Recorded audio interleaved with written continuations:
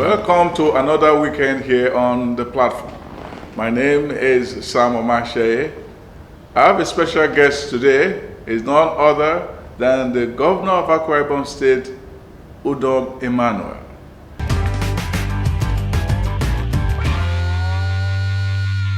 You're welcome to this show, sir. Thank you, Bro Sam. It is 6 years since you mounted the throne, and it looks like yesterday. But now you are looking down the road. What is going on in your mind as you mark your 6th? Well, Bro Sam, let me first of all use this platform to appreciate all Akwa Ibomites, those at home and those in the diaspora.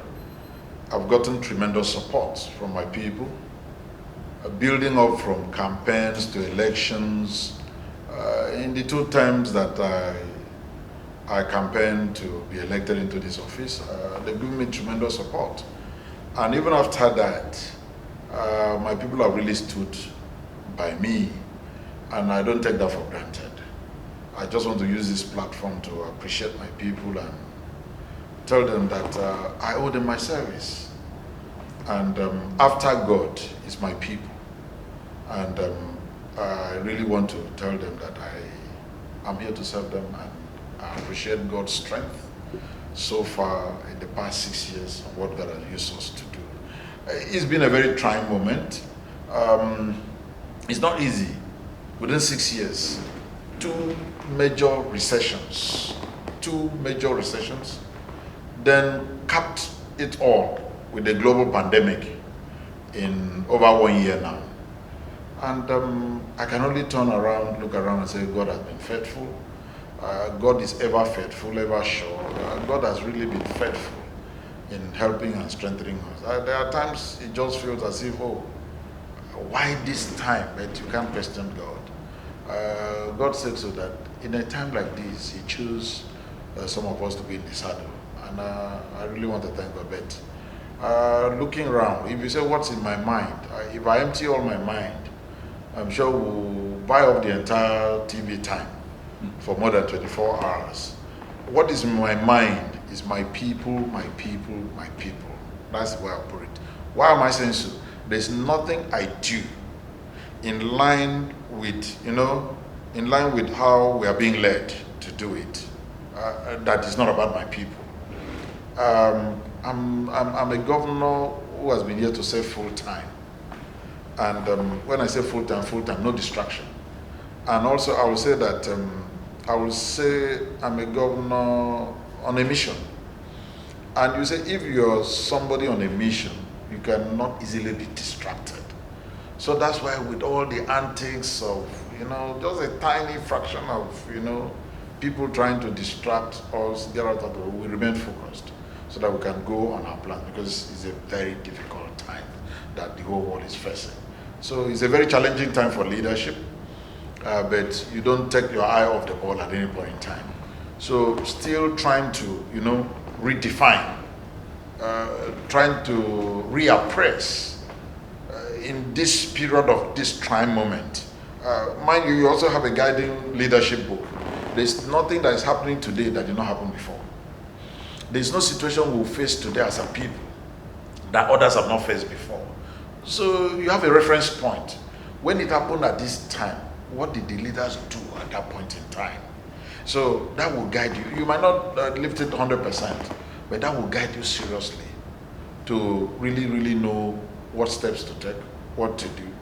And unfortunately, politics is also one platform I come to discover that a lot of people, I'm not saying all, a lot of people do not give chance for, what the Almighty to do His will. He says, so much in a man's heart, but it's only the Lord's determinate counsel that shall stand. Many are the devices in a man's heart. It's only the Lord's determinate counsel that shall stand. Even what we are facing today as a country, if you check, I'm not saying I have checked too, if you check very well, I'm sure you would have found it somewhere that it must have happened before. By the time you check from Genesis to Malachi, you'll find it must have happened somewhere. And the problem is we don't take time to find a solution that can last. If we do that, I think we'll get rid of it. So a whole lot that had been on my mind, have the mindset. I'm a governor who came here with a blueprint. So oftentimes these days, I go back, I flip through my laptop. I wanted to do A, B, C, D. How much have I done? How much have I achieved? What are the setbacks? Can I still be able to overrun these setbacks in the next 2 years to achieve this goal? Assuming I'm unable to, because I'm human. No human being is perfect. You can never get it all. It's only God that can get it all. Assuming I'm unable to overcome these challenges, what should be my next line of action? In life, every aspect of life, there's always an alternative. That's my personal belief. I don't know what others will, but that's my personal belief. There's always an alternative. So if road A is blocked, if I try alternative B, can I still get to that destination in order to get to where I can leave my people at this point in time? And you know one thing about government, you do your best at your own time. Another person comes and let's keep building. And I think I'll leave at that point for now until I get specific. Yes, like issues that you want to talk about. I saw your work with the coconut oil factory, and it's one of the evidence of creativity and ideas. Work going on, but it's also affected by the pandemic. You're supposed to launch it May, but it's not ready by May. How will you talk to how the pandemic has already affected your capacity to deliver?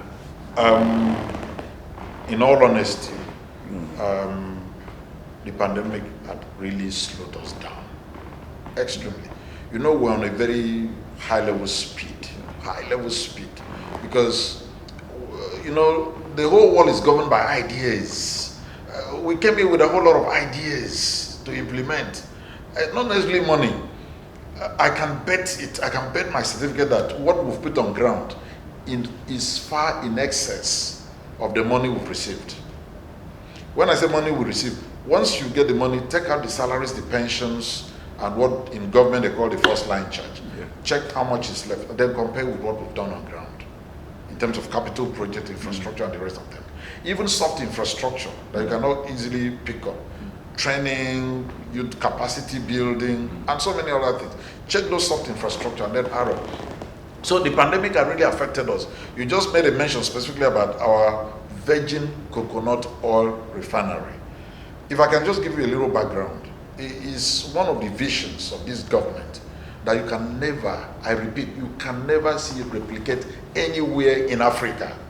But if you see it, I do 10 of that before I leave office. You can't find it anywhere because it's out of creativity and ideas. What happened? There was a portion of land in about 2-3 local government areas of the state that was quite a sandy, was a disputed area. So one day I just had, this intuition that look, government can actually move in here. We can turn this place now into something that can generate money. Because everything God created is for his pleasure, and whatever is for his pleasure can be useful to man. So that's how the idea came. And we now checked, we discovered that there are certain special species of coconut seedlings that we could bring into Nigeria that could grow there. They are dwarf coconuts, high yield. So that's how we started the journey. From that journey, we started checking different technologies of virgin, not refinery. We don't want to refine the virgin. I mean, there are 2 stages. Yes. This is raw virgin coconut oil, which is what is, moving in the market. So that's how we looked at the technology. Malaysia, Indonesia, some parts in Europe, I don't want to mention all. And then look at, based on our weather, our power systems, the exposure of our skilled manpower, what can we manage in Africa? So it's been a whole lot of thinking, what you saw yesterday. That's how we arrived at that whole long haul. And we were to commission it this May, but you could see that a whole lot of part of those technologies, the greater portion of it is done in India. And there have been a whole lot of restrictions since last year. For over 1 year now, Indians have not been able to come here. Yeah. And we needed them to come and do the installation and then train our local manpower to be able to man it so that maintenance could be easier. So if at all we want to do routine maintenance, apart from few spare parts, there's nothing that you cannot find locally. I mean, that's the way we came up with the idea.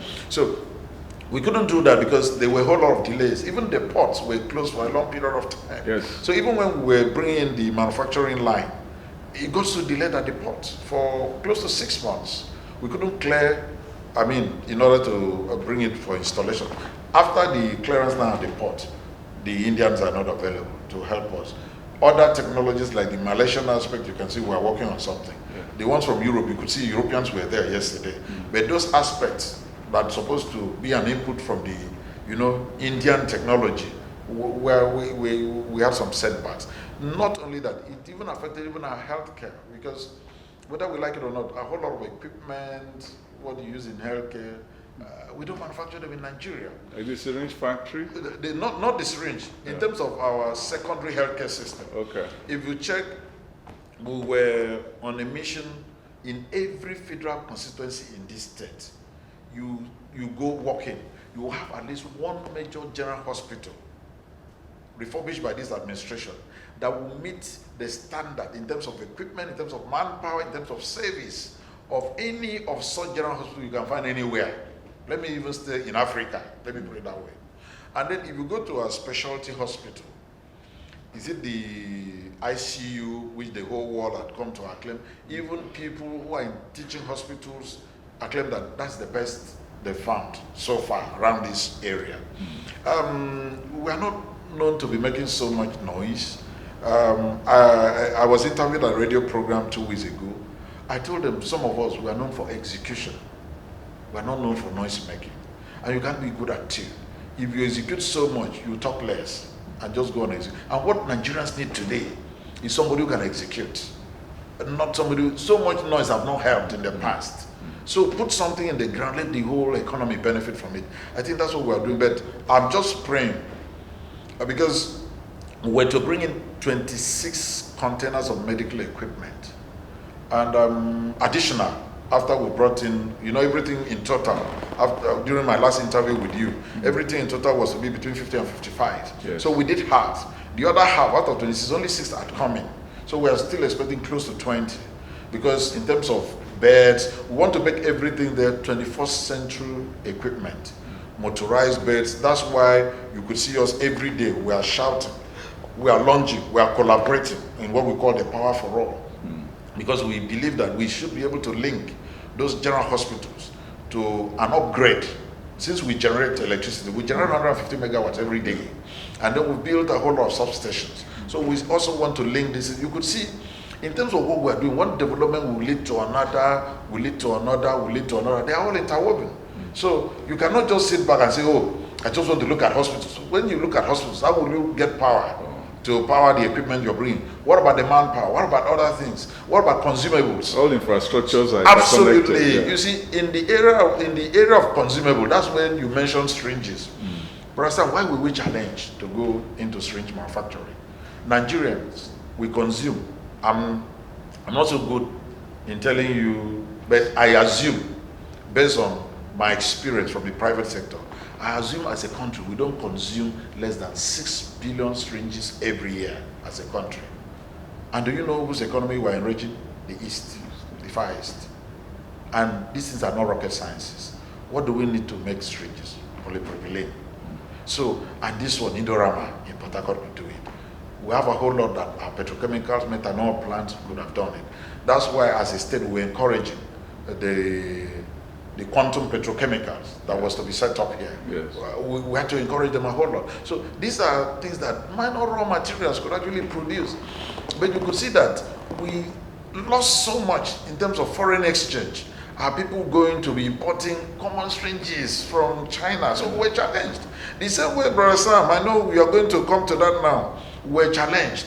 You look at big countries in West Africa, Ghana, no national carrier. Nigeria, no national carrier. We sat back as a team. Even before we got, if you check our blueprint, even before we were sworn in, on May 29, 2015. We say, no, this can't be rocket science, Bro Sam.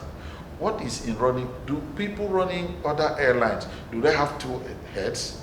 The Emirates of this world, US Airways of this world, Delta, United, British so many Airways. of them, British Airways. Let's not even go too far.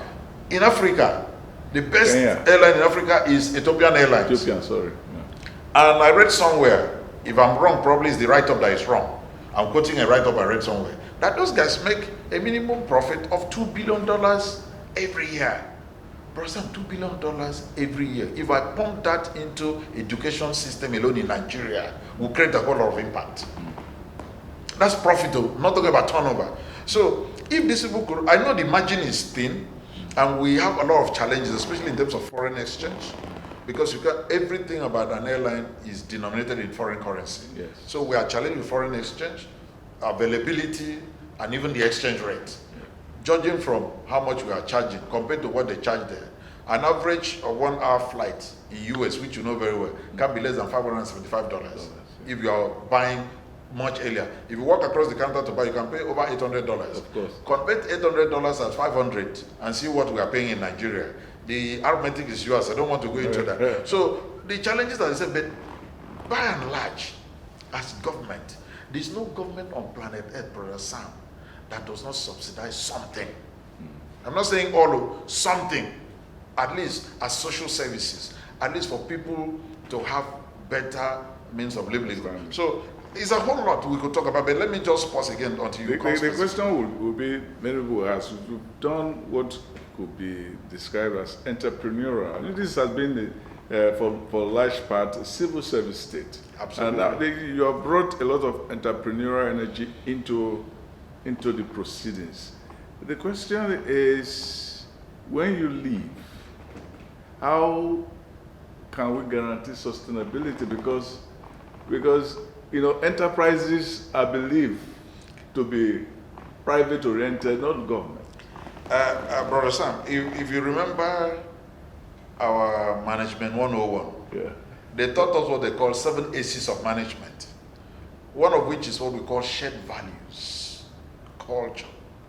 Let me take, for example, the Ibom Air that we just mentioned.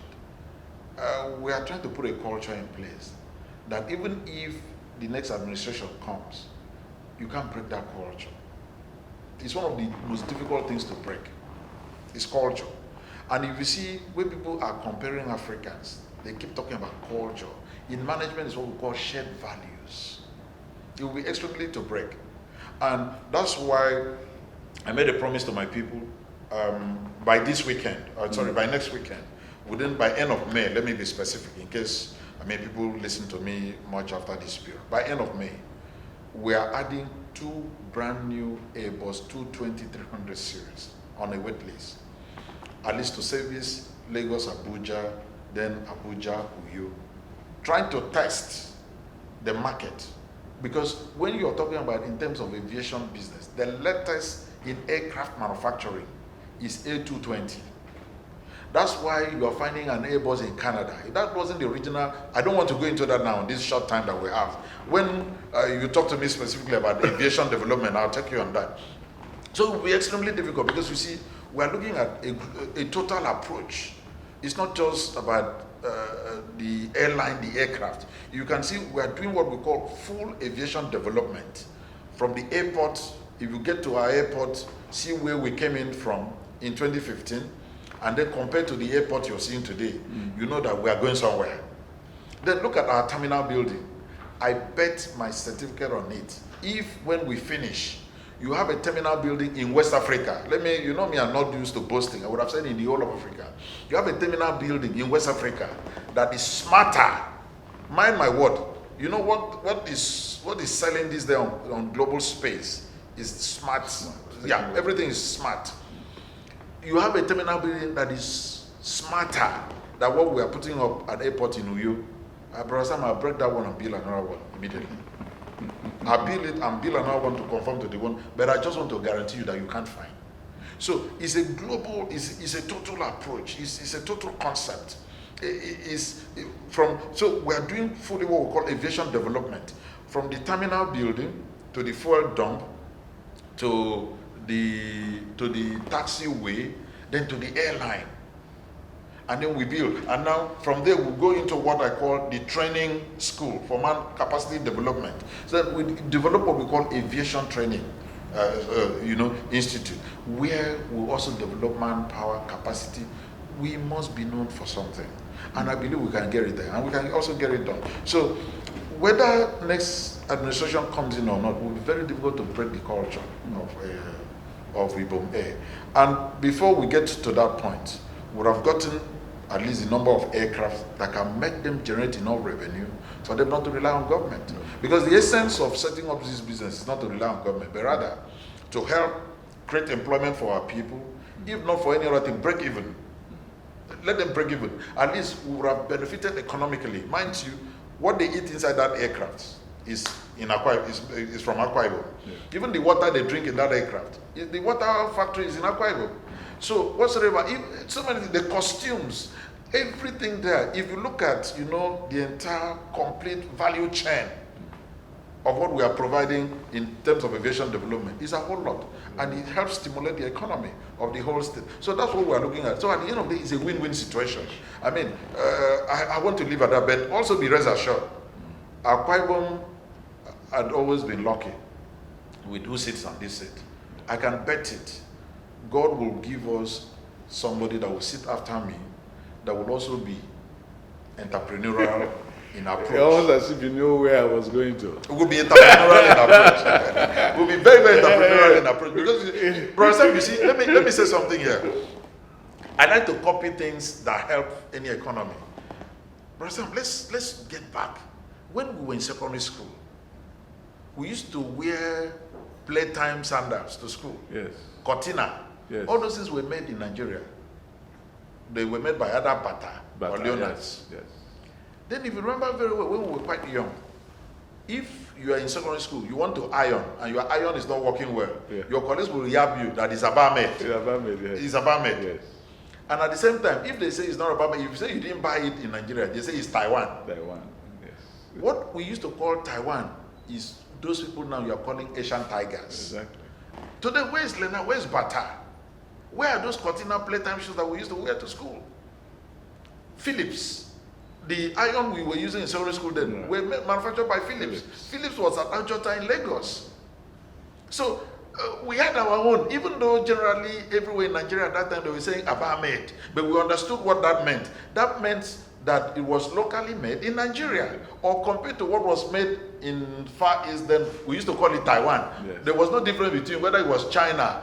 Did we know the difference? No. Anything coming from that side, we used to call it made in Taiwan. But they kept faith. Why? Because look at China. They had a population of over 1 billion people. And they had no choice. They must look for food for them to eat. They must provide a whole lot of things for them. So that propelled them to have a whole lot of backward integration that now made a complete jump. I mean, in domestic economy. So what were they doing? They first of all had to satisfy their domestic economy. Produce what we can consume. You can't beat that. Immediately you meet your domestic consumption, the surplus will always go on an export. Yeah. And there's no how you won't have a strong economy. But I don't have time to go into this. Yeah. I try to break these economic principles into what anybody listening to me could understand. Yeah. But if I were to do proper economics, I mean, these are not the terms I will use, but I'm trying to break it down in a very simplistic approach, so that anybody listening to me will really understand. And that takes us back to who should, from 2023, who should Nigeria look out for as a president? Nigeria must look out for somebody who is entrepreneurial in approach, somebody who will be more interested in the economy. Because you see, let's forget it. If we have a very strong economy, fewer people will be interested in politics. Because and violence. Absolutely, that one will completely be out. How will you create violence? Where will you even see the people to create the violence? They will be very busy. Yes. By the time they leave for work in the morning, when they are back at 5, 6, they are tired. And tomorrow they have other assignments they need to complete. Some of them, these days, there's a whole lot on keyboard skills. A whole lot of them will be bringing back work home in their laptop. So they will be cracking their brains. I entered a factory in Vienna at a time. I discovered even the people in their research department, Brother Sam, not even one had gone to university. At most, they stop at the intermediate. But those were the people who were on the system, designing and redesigning, thinking of the processes, simplifying the processes, trying to change what they used to do That's before. the technicians. Absolutely. The technicians of progress. So, I mean, by the time we have a president who will, from 2020, will be looking into the economy of the country, will build a whole lot. See, give Nigerians right policies, friendly business environment, and the ease of doing business. Nigerians can be creative. We will continue with the second half of this interview next week.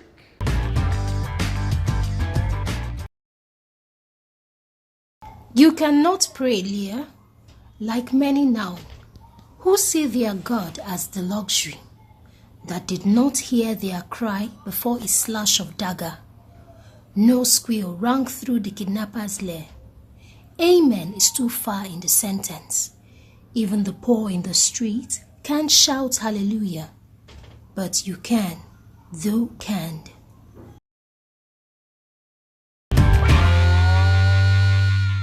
Thank you for being on this show. You can join me on my column at www.samomatseye.com. And until next time, be good.